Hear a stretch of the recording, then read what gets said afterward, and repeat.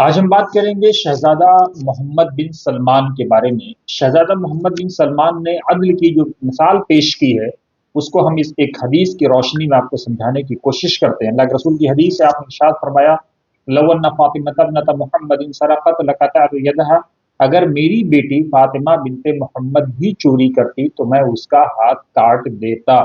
اس کو پیچھے شاعر نے کچھ یوں کہا ہے کہ فاطمہ بنت محمد بھی اگر چوری کرے، عدل کا دستور ہے کہ ہاتھ کاٹا جائے گا۔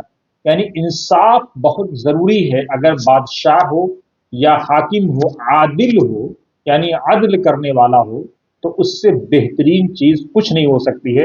اور ایسے لوگوں پر اللہ رب العزت کی خاص عنایات کل قیامت کے دن ہوں گی۔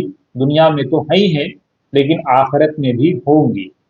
اگر بادشاہ ظالم و جابر ہو، غاصب ہو اور کسی طرح سے رعایا پر ظلم کرتا ہو، تو کل قیامت کے دن وہ اپنی رعایا کے پرتی جواب دہ ہوگا۔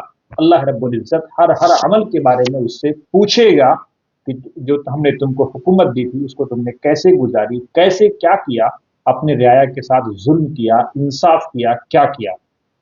شہزادہ محمد بن سلمان کا بیٹا سلمان بن محمد ایک دن اسکول میں 10 منٹ لیٹ سے پہنچا۔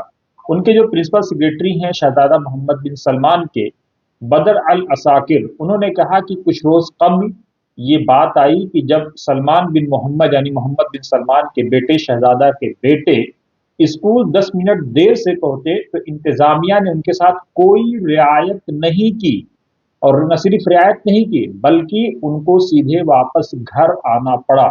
جب یہ بات شہزادہ کی نالج میں آئی تو انہوں نے انتظامیہ پر ناراضگی کے بجائے، آج لوگ ناراض ہو جاتے ہیں نیتا نگری کی، میرے بیٹے کو نکال دیا، میرے بیٹے کو بھگا دیا، ایسی ویسی، یہ وہ دس دیٹ، پوری طاقت دکھانے لگتے ہیں انتظامیہ کو پنش کرنے کے لیے، سسٹم کو کرش کرنے کے لیے۔